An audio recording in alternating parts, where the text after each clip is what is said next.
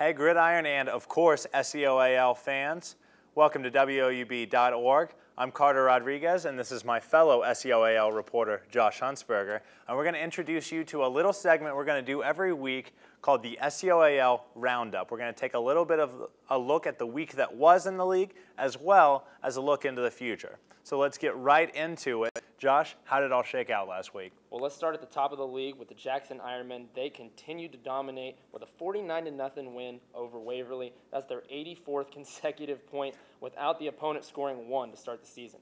Now, Gallia, they lost week 1 to Athens in a close game, but they evened their record with a 17-7 victory over Licking Heights. But the Chieftains of Logan, they continue to struggle against those tough opponents. Lancaster in week 1 and now Pickerington North week 2. That's 2 D1 opponents in 2 consecutive weeks, and they've got a third coming in Reynoldsburg this Friday. So, man, they've played a really tough schedule early on. Hard to hold it against them. Definitely. At Portsmouth, they also continued their struggles with a tough loss against an impressive Portsmouth West team.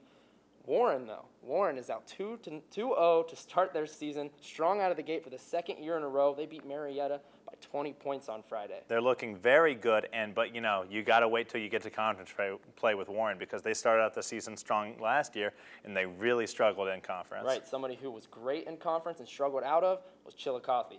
They started 0-2 last year. They did this year as well.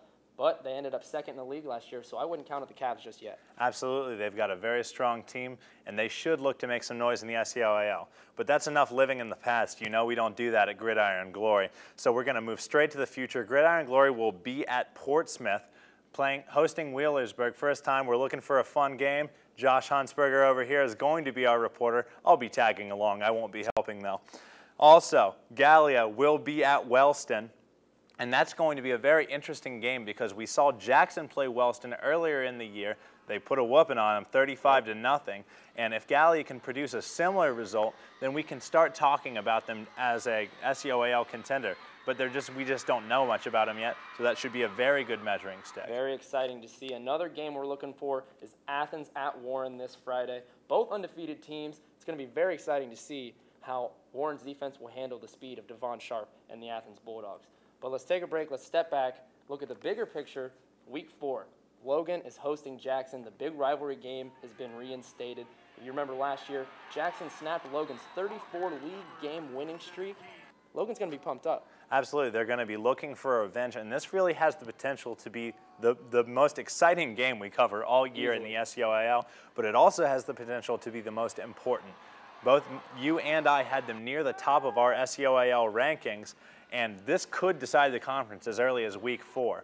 However, that's all the time we have for you tonight. For Josh Huntsberger, I'm Carter Rodriguez.